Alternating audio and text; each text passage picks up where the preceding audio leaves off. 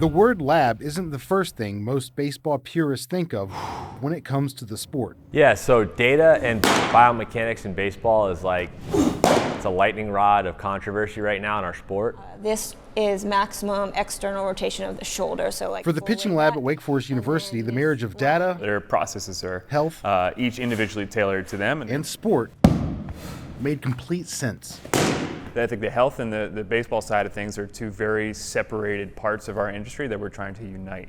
And so they're able to throw their bullpens, and we're able to get full body kinematics and kinetics, and then compare them to professionals that have had their data collected using the same system, or to themselves. She's more in the movement and maximizing the efficiency part of the deal, and then I think we're dealing more with like how the ball's actually flying through the air. But at the end of the day, it doesn't really mean anything until you actually produce, right? And so in order to produce, you gotta take care of business with what you do every day, with your preparation. The tough part about this time of year is knowing when to back off the development stuff and when to start focusing on them pitching. I think there's a lot of value that comes from watching the game with your eyes and knowing all the baseball-isms like you might find in Bull Durham, and that still holds true.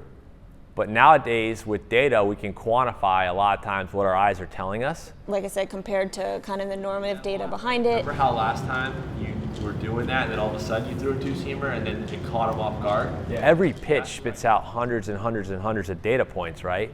So ultimately, we want to be as far away from the average as possible.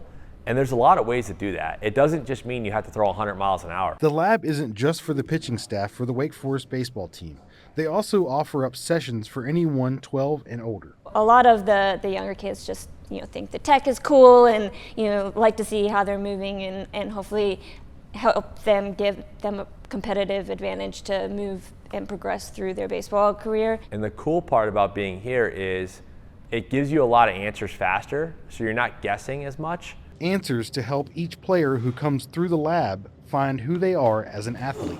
If we had every pitcher throw from the exact same release point, from the exact same slot, with the exact same spin rate, with the exact same velocity, it'd be like facing a batting machine. Eventually you'd time it up. A unique place with a unique approach and a simple message.